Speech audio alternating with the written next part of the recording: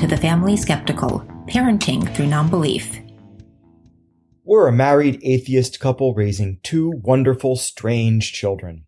We ask big questions, dissect weird parenting moments, and examine how society ignores or misrepresents families like ours. If you're any stripe of non-believer who's involved in raising children, welcome. You are our people. Our kids have heard all our swears, but yours might not have, so be thoughtful if there are young people listening with you. Pops, I am very excited about this episode. Okay. To start, we actually have a lot of updates to give. We do? So we left the last episode with a question hanging. Do you remember what that was? I do not. So, have we solved the mystery of the term flippin? Oh, yeah, we have. And my hypothesis that it was a YouTuber proved correct. Because Go watches a lot of YouTube. So, not the most exciting answer, but mystery solved.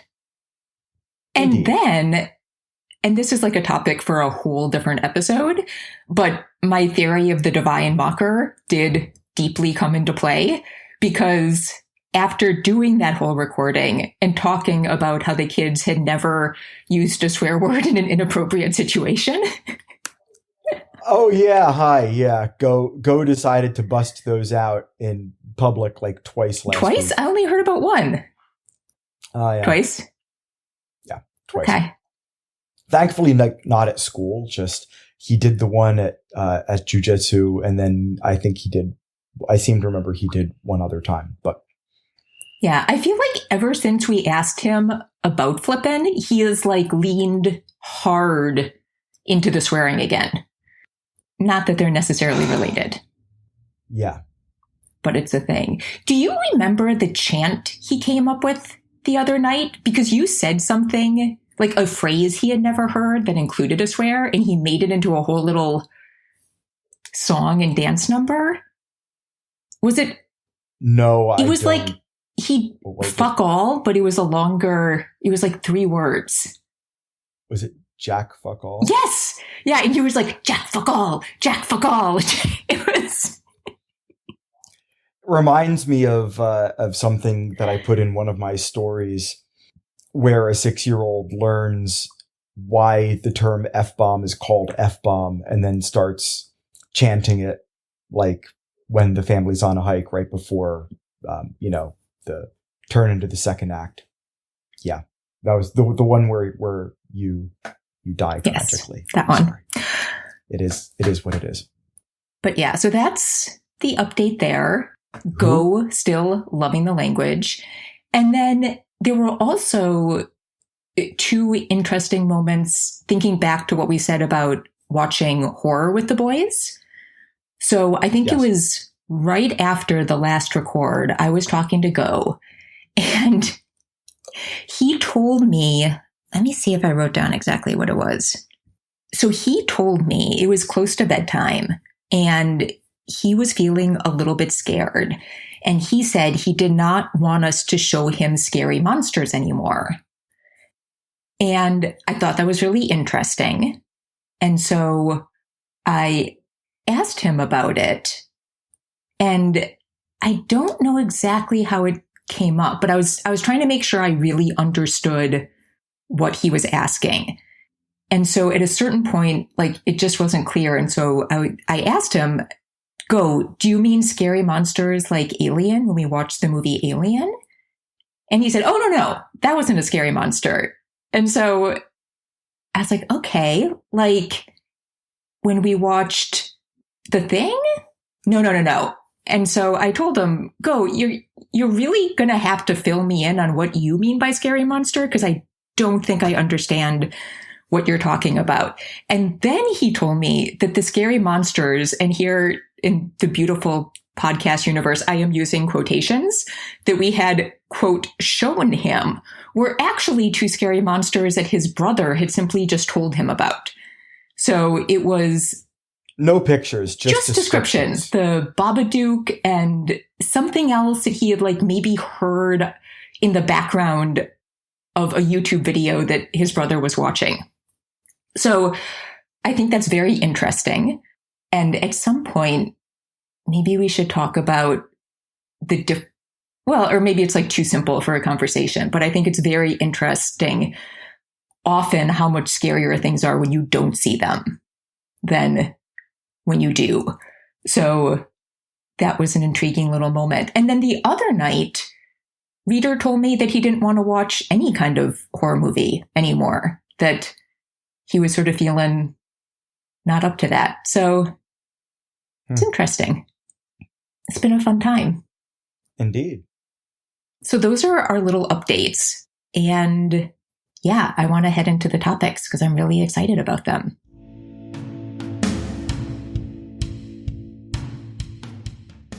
Okay, so this started out as an I don't know what it is, and then it turned into a backseat driving.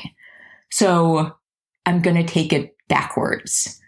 So I was listening to one of the atheist chat shows. I don't remember if it was Atheist Experience or Talk Heathen, but one of those shows where people call in and try to convince the hosts of God. And a woman called in and she said she had been listening to a lot of different atheists talk. And she said something interesting, which was that she didn't so much have a strong reason to believe what she did, but just nobody had given her a reason to believe otherwise.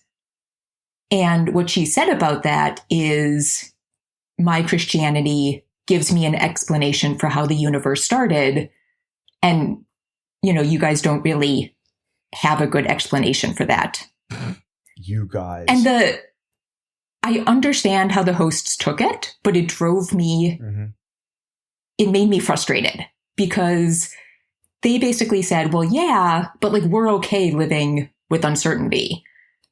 And I think the point about uncertainty is an important one, but it really bothered me that they just let her say, my religion gives a good explanation for the beginning. Because I've been thinking about this a lot. So one of my favorite atheist podcasts is Thank God I'm an Atheist.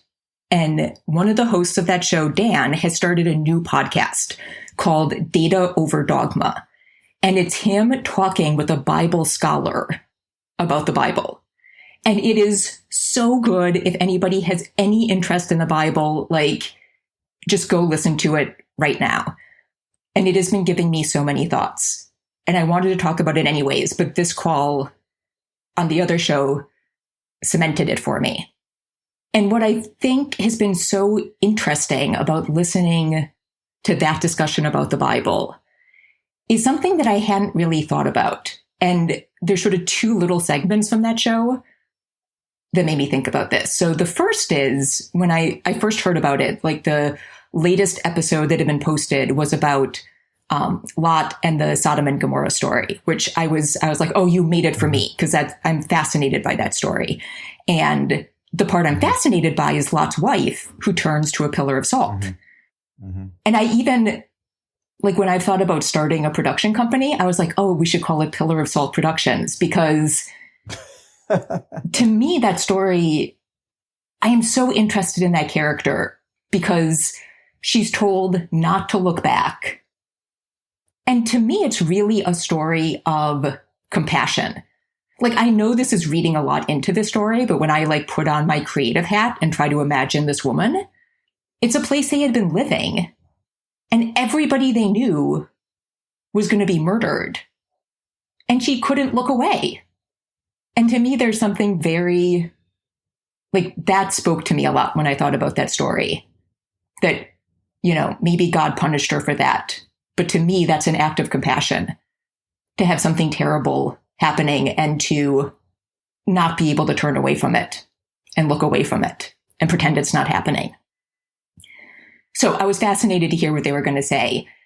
And what they had to say just blew my mind, because this Bible scholar's interpretation of that and sort of the meaning of her turning into a pillar of salt and why she turned into a pillar of salt, because that doesn't happen a lot in the Bible, that's not one of God's classic punishments.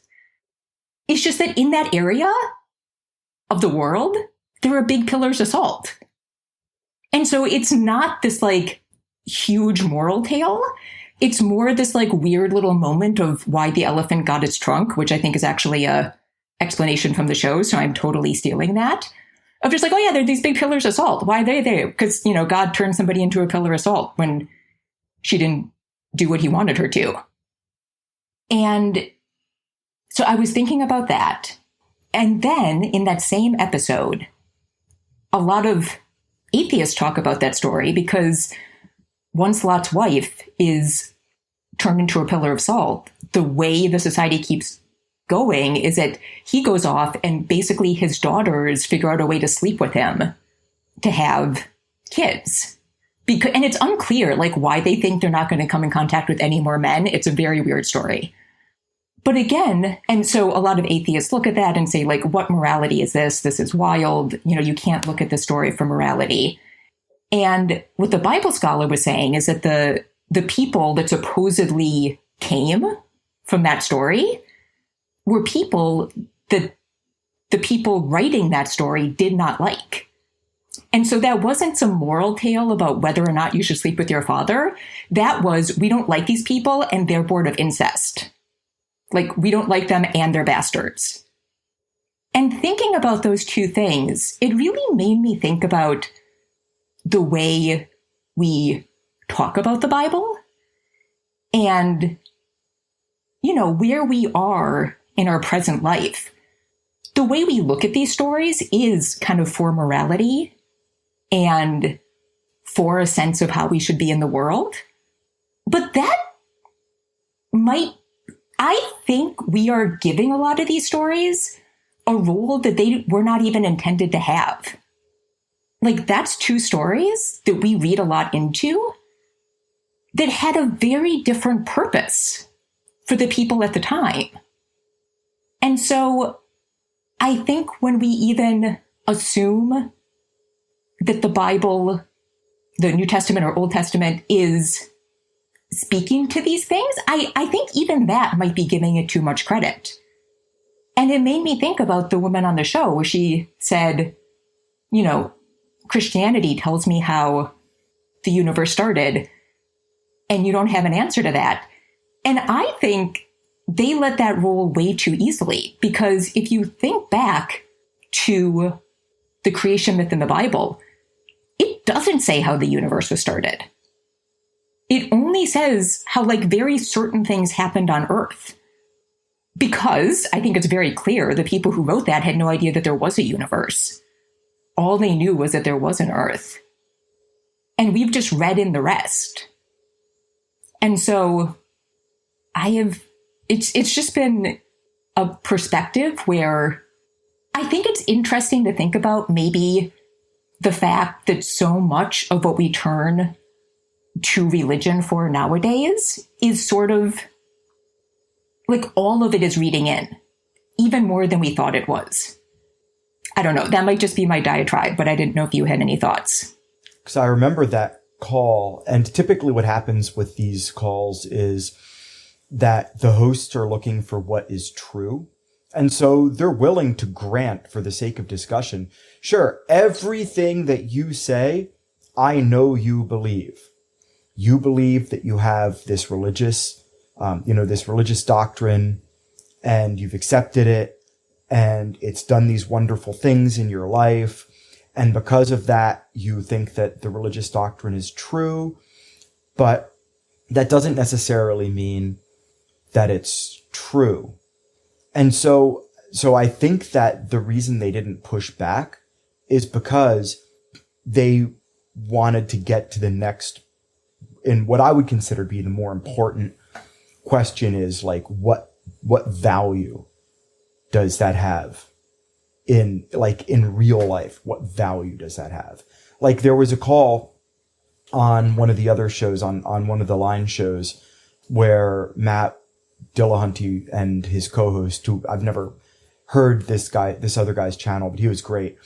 They took a call from a gentleman who basically left Catholicism and became a Zoroastrian. And I've never heard anybody talk about converting to Zoroastrianism. That's a strong choice. But he did it because of what Zoroastrianism values. And he was unwilling to accept that he couldn't bear out the truth claims about the deity of Zoroastrianism, the creator, and like some of the other stuff. He just liked how it made him feel. And he kept, like, he just didn't have a good answer to it because, you know, they were willing to grant that, yes, of course, he believes these things, but now what? And that now what is part of why it's important to teach skepticism to our kids, and that you want to be able to give them the tools that they can use to analyze what it is they believe.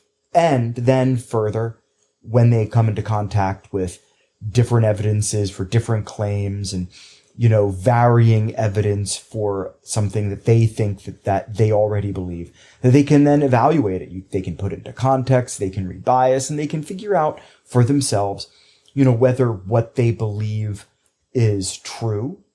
And then the next step being whether that the truth of that belief is more important than what the belief compels them to do. You know, like I've said many times, I don't ultimately care as much if my kids end up becoming theists of some sort. I care more about what they would do with it.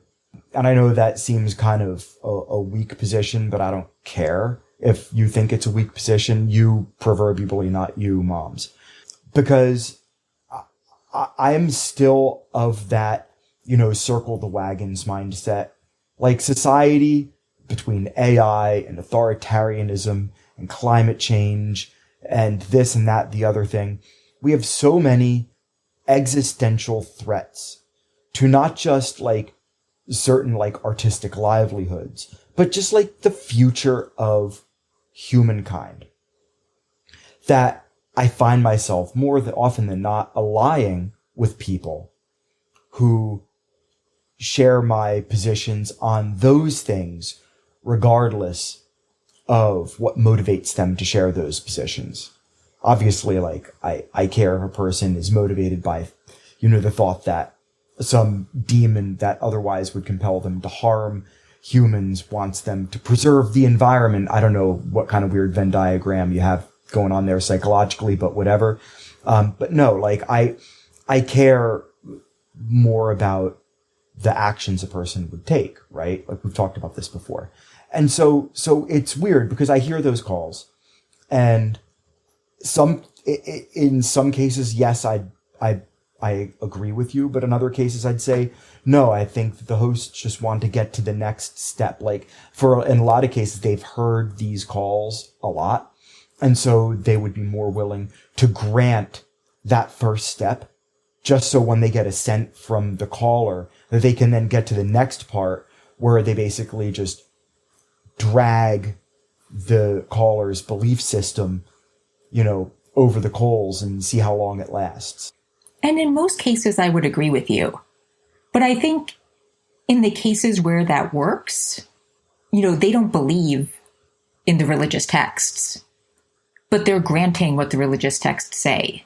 And This one was interesting because I think if you really think about it, it's not in the text. It's just not. And I had never thought about it in that way before. You know, we take, even on this podcast, we were talking about the start of the universe. And, you know, I was sort of going back and saying, you know, well, even if you do go back to a thing, you know, powerful enough to start the whole universe, like that only gets you to a thing powerful enough or different enough from us that it can begin a universe. It doesn't tell you what God it is or what that God is like. Right. It's the extrapolation of the cosmological argument where you can get to a deistic God. Sure, why not? Who cares? You can't prove it. And then you leap from there to, it has to be a personal outside of space and time creator, and like it's definitely the God that I already believe in. Yeah, but the Bible, the Old Testament, does not mention the beginning of everything at all. It starts with things already there, and it is just what God does with them.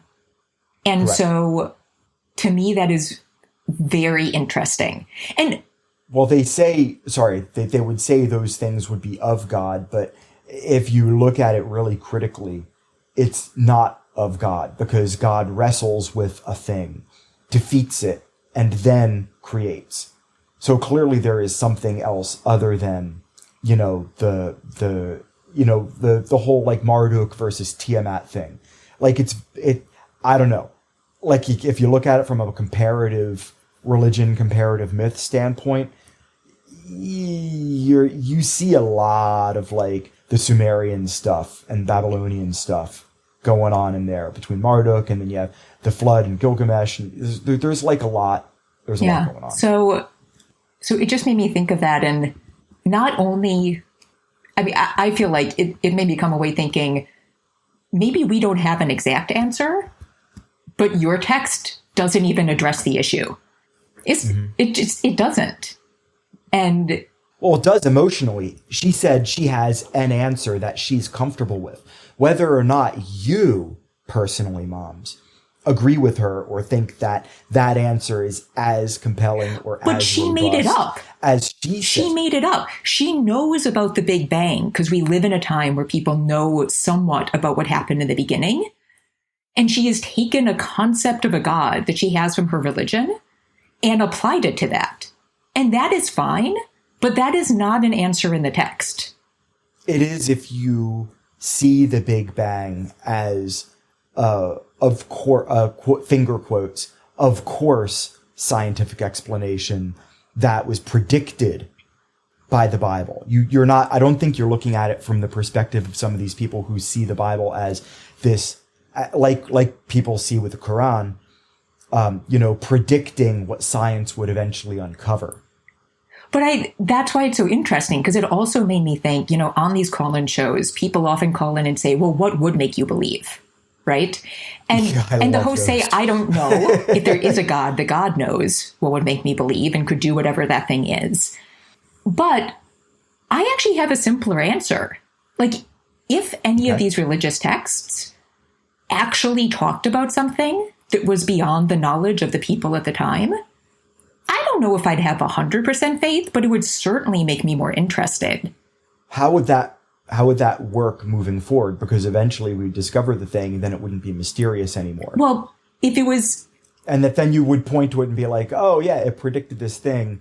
I would be okay with that if they predicted like a time, a place, a person. Well, very I'm not talking specifically about ultimate certainty, right?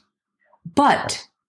I mean, I'm even talking something as simple as the Bible or the Old Testament, instead of referring to the stars, if they had referred to them as all the suns, which is an understanding of what those things are that was beyond the people at the time, right?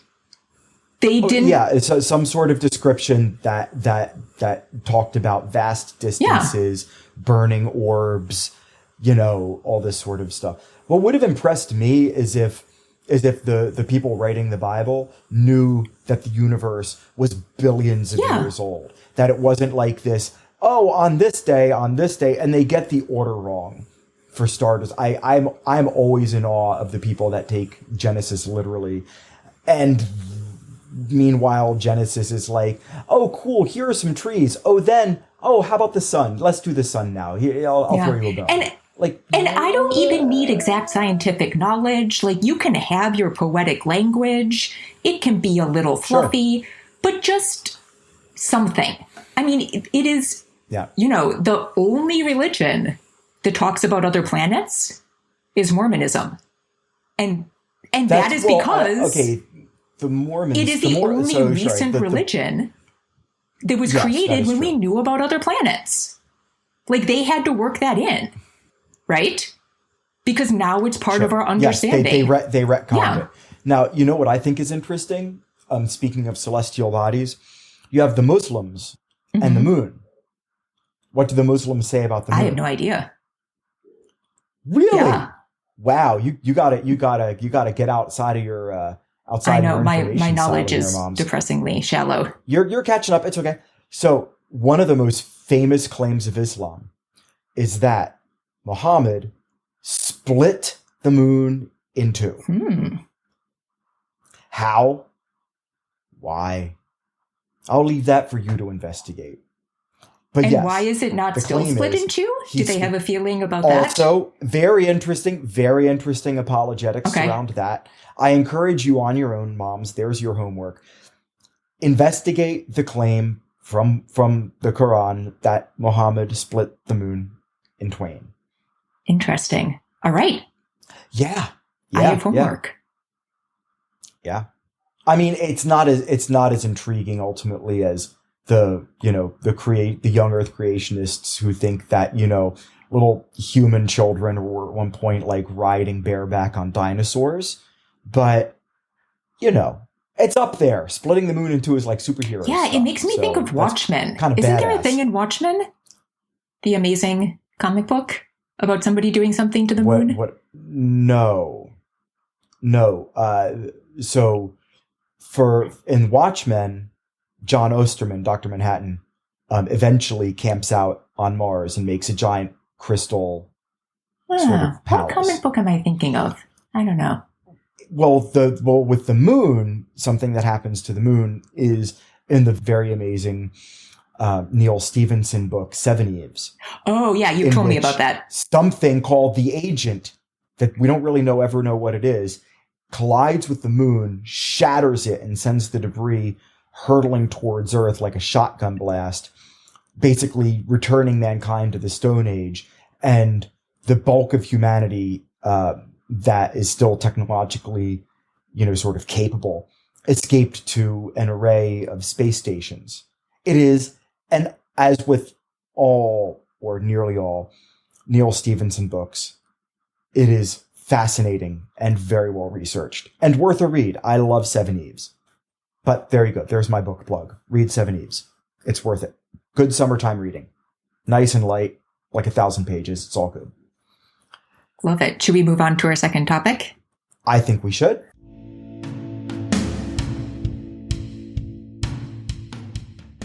So, in the last episode where we talked about sex in the media, when I was editing it, you brought up something about people worrying that if kids see sexual content, they're going to lose their innocence. And we didn't really talk about that. And ever since then, I've been thinking about it. And I wanted to talk about this concept of innocence. So, how do you, when you talk about innocence, do you have a definition that you use? And how do you think about that as a concept with children? I would say innocence has to do with how a child connects the concepts of self and harm, either what they would do to others or what others do to them. Just the idea of harm, of self and harm, and also in a sense, sexuality and physicality.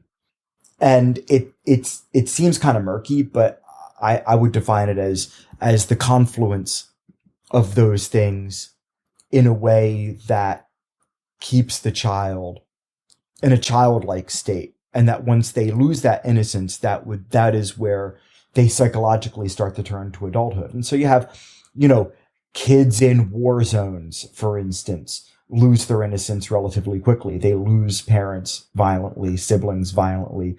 They could potentially be sexually abused by soldiers. They could witness famine.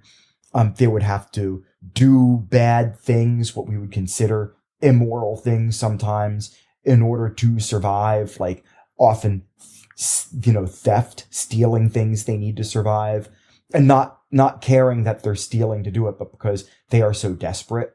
There are different ways that a child would lose their innocence. And I think that in a sense, media can play a role, but I think real life is often a much more firm driver when it comes to that.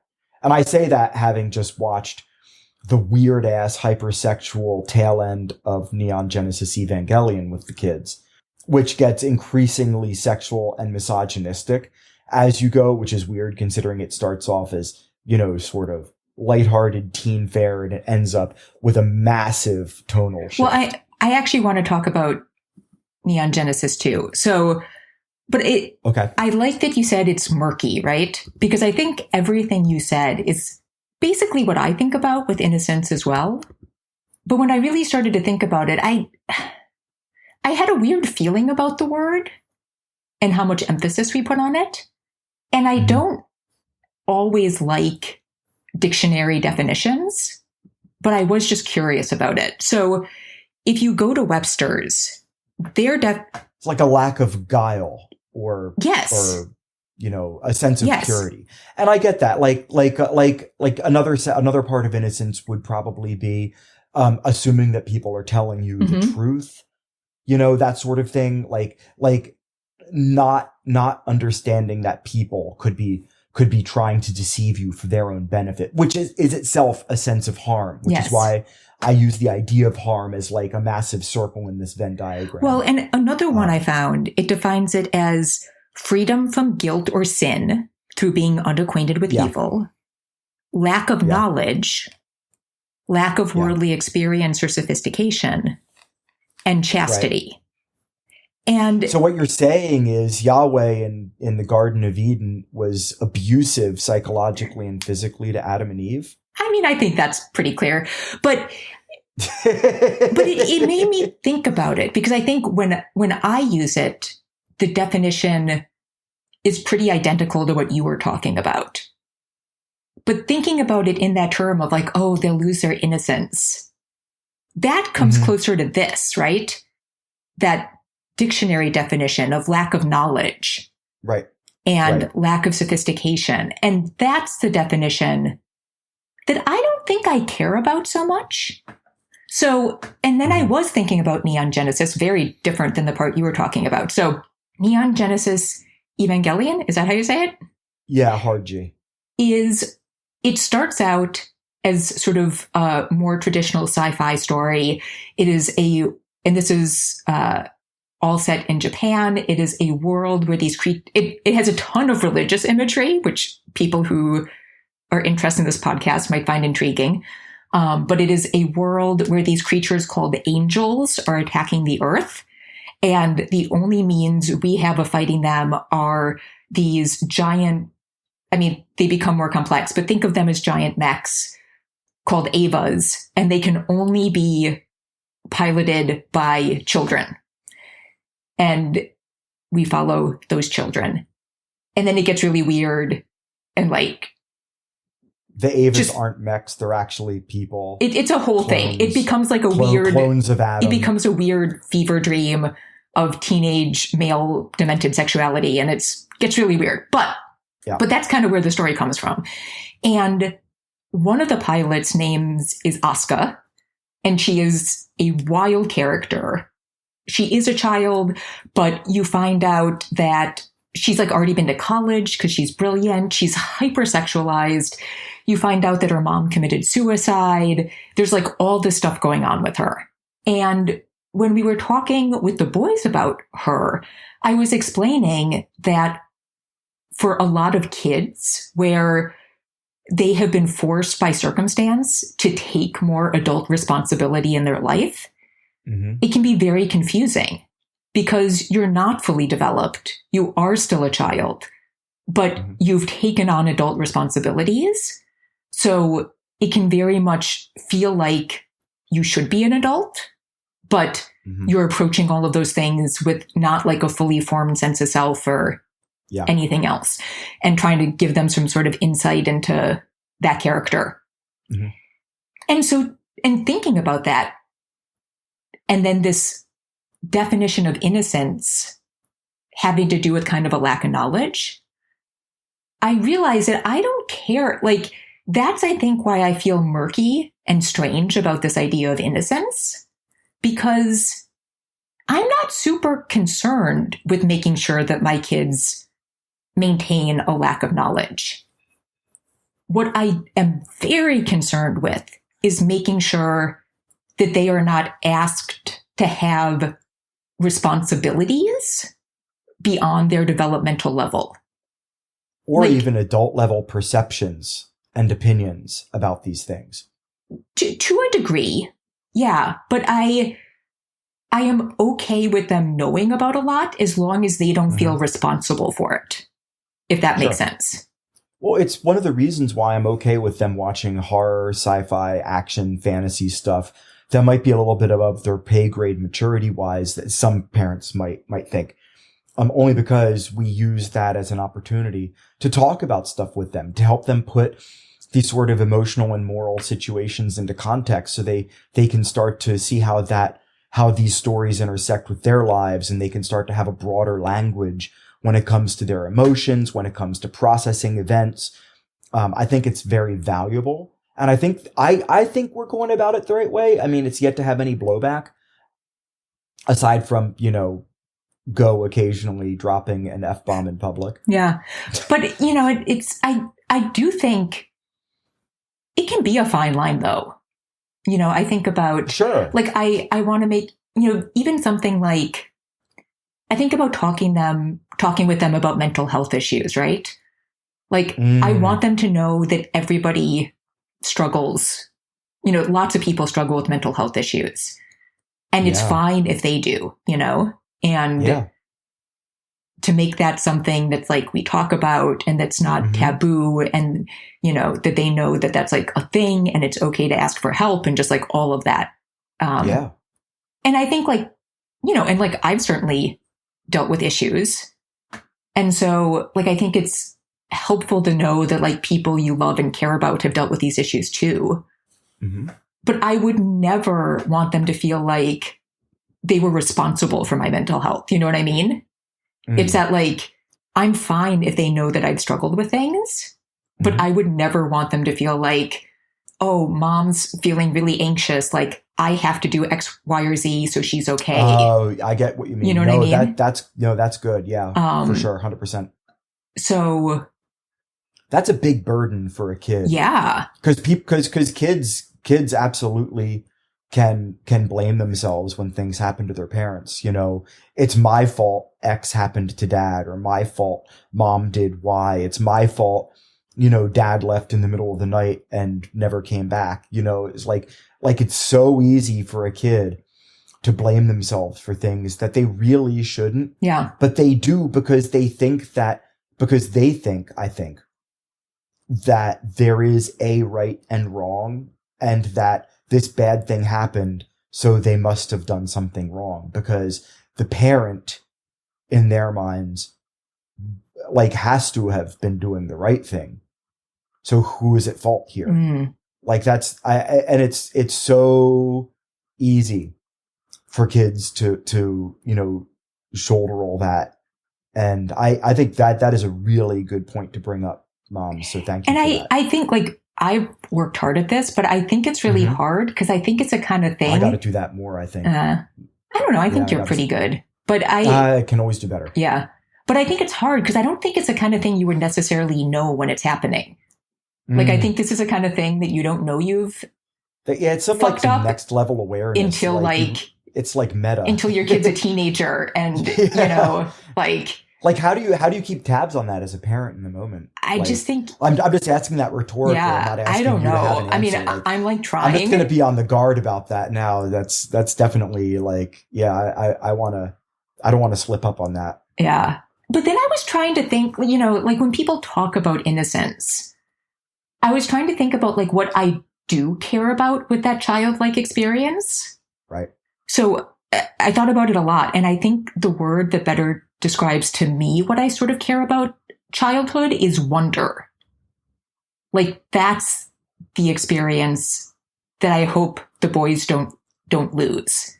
Right. And that's different than innocence, though. It is. Yeah. Yeah. But I think they're both sort of. You never have to lose your wonder. I mean, look at Carl Sagan. Yeah. But I think you don't exactly, maybe that's why I care. Mr. Rogers. Yeah. this is so interesting though, because maybe that's why I care. Let me say this. Maybe that's why I care about it more, because you don't have to lose it. But I think it's built in childhood. Like, you don't have to lose it, but I think it can be taken away. And you can get it back. Yeah. Yeah. I don't want to be so dark as to say it's always gone. But when I think about, for me, when I think about that childhood experience, that is sort of that side of, and I do think they tie in, because I think wonder is interesting. Like, wonder can come both from learning about real things and just being amazed by them. And then I think wonder can also come from like the amazing ability to make stuff up that kids have.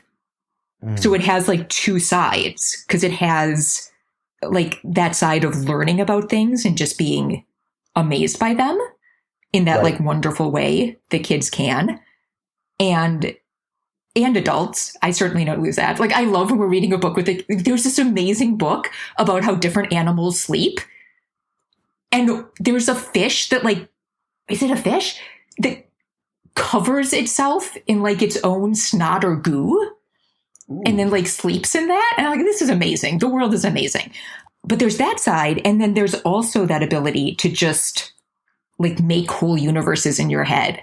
And again, we don't have to lose that either. But I think kids do it in an amazing way. And I think maybe what's so special about kids is, I don't know, but thinking about the boys, maybe for adults, those two sides exist, but they're like a little bit more separated. And I feel like when I look at the boys, like they just sort of like live in their own goo between those two things, where it doesn't have, like, it can just be like half of one and half the other. And, you know, Go will sometimes tell me facts and they're just wrong. Like, he's informing me of something and I just have to tell him, Go, that's a really cool idea, but that's not actually how the universe works. and he has these stuffed animals that he really loves and he calls cuties. And he has created a whole world and society around these stuffed animals. Yes. And so when I tell him that, he'll say, oh, well, that's in Cutie World. Yes. I was just telling you a fact from Cutie World. And I'm like, okay, got it. That sounds like a really amazing world. So naturally, he is one of the 525 kings. Yes. Of the Cutie Kingdom. Yes. It's a complex society. 525 is a lot for kings. Yeah. Like, that's a lot of kings. And their language is both a mix of sign language and words. Indeed it is. It's a fascinating society. And then the only other thing I want to say about this, going back to Innocence, I love the Laura Ingalls Wilder books. And I feel like when a lot of people think about innocence, that time seems very innocent to a lot of people. You know, those stories were written when, you know, people were like, this was during the westward expansion and covered wagons and all that, right? And I think there is a real innocence about the books. But I also think about what that time was actually like. It was brutal. Well, it was brutal, like death everywhere. But also, one-room cabins? You think those kids never woke up when their parents were having sex? Well, it goes back to medieval times. Yeah. You know, people, like, you would have families and their livestock yeah. would be living in one room, especially in winter. Everybody would stay in one room with one fire. Yeah, I mean, I think, and just being on a farm, I mean, like, you get what's going on, right? So yeah. I think a lot of the things that we worry about... Everybody's having sex except for you. Yeah, exactly.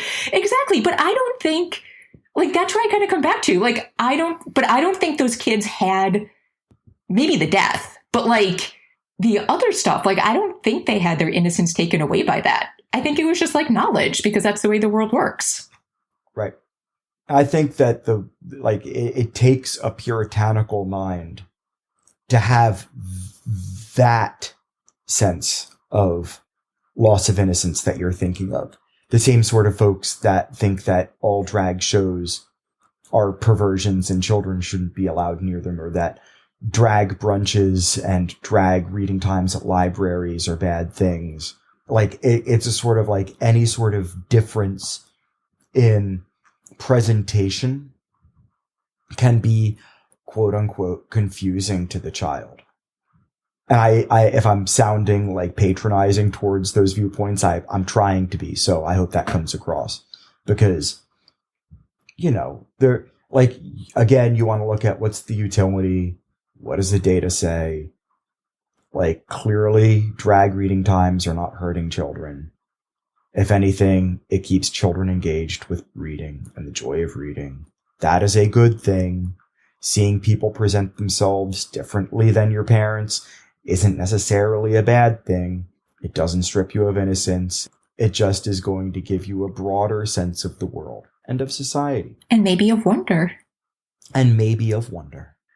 So I think that's where we're going to end it. Sounds great. That was fun. I like this conversation. So as always, we have to thank Jonathan Zalbin and First Frame Music for the music for this podcast. And that wraps up this episode of The Family Skeptical, where nothing is sacred except for our kids.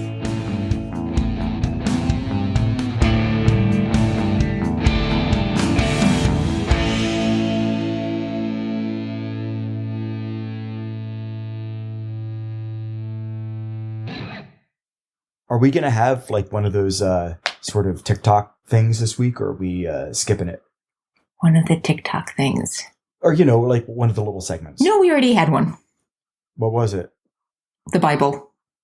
The Bible was our little segment. That wasn't little. That was like 40 minutes. Well, you know, little enough. Okay. The bulk of the show. Tire pump that shit. Okay.